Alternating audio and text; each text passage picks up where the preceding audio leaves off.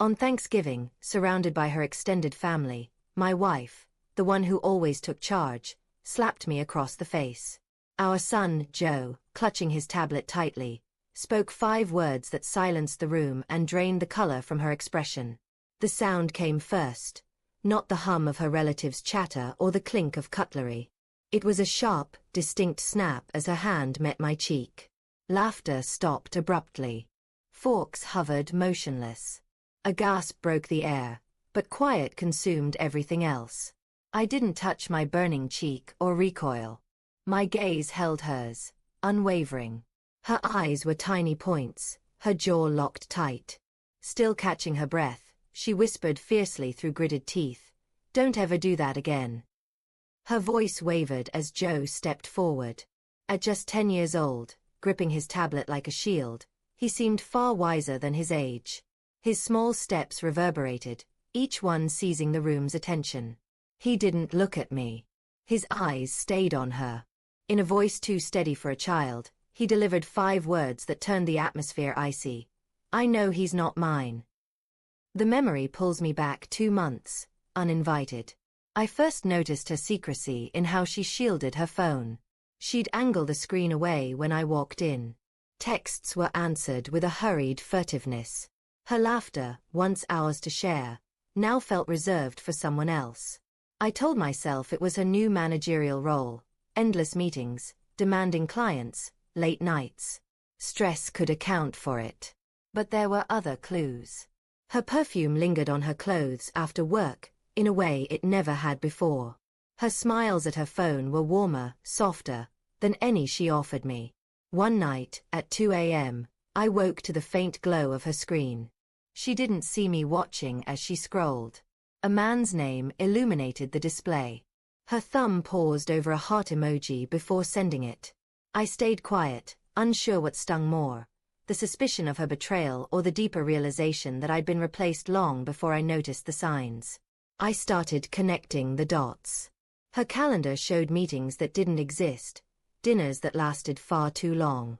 Her emails, synced to the family laptop she assumed I'd never check, revealed pieces of the truth.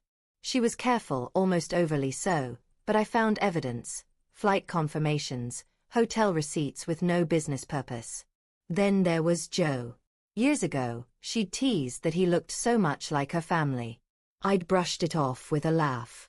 Now, that comment haunted me, its innocence stripped away. I ordered a DNA test in secret, presenting it to Joe as a fun science experiment. He loved science and didn't question it. The wait for the results was agonizing, each day weighed down by her voice, bright and warm for someone else, not me. Every time she smiled at Joe, I wondered if she saw her secret mirrored in his features. The envelope arrived, its weight heavier than paper should feel. I opened it alone. The results were clear, undeniable. No biological connection. Joe wasn't mine. I read it 3 times, each time more deliberately, but my heart didn't pound.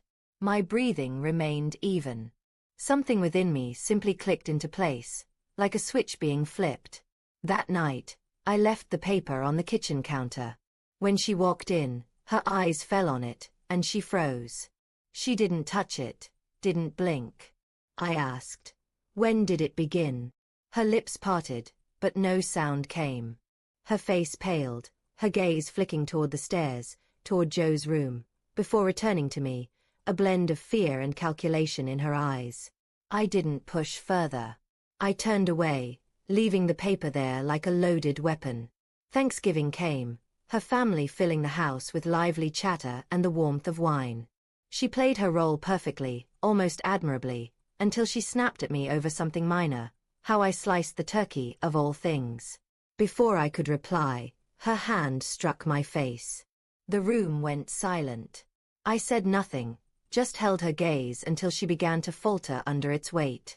Then Joe stepped forward, his voice cutting through the stillness. "I know he's not mine." The words shattered the moment like fragile glass. Conversations stopped mid-sentence. Her mother's jaw fell open. My wife's eyes darted to Joe, then to me, searching for an escape and finding none. I hadn't told him, but he wasn't oblivious. He'd seen her messages, overheard her late-night calls, noticed the envelope on the counter. She whispered his name, reaching out, but he stepped back, beyond her reach. In that moment, I didn't need to say anything. Her own actions had laid her bare. After dinner, I packed a bag, not hurriedly, not slowly, just methodically. Joe asked if he could come with me. I said, "We'll talk soon." He nodded, understanding more than a child his age should. She didn't try to stop me. Her family avoided my eyes, except her father, whose gaze carried the weight of something he wished he hadn't seen. Outside, the cool air felt like a purification. I walked to my car, started the engine, and drove away without a backward glance. Some truths burn everything they touch. Others freeze it in place. Hers did both. By the time I left her street behind, I felt nothing at all.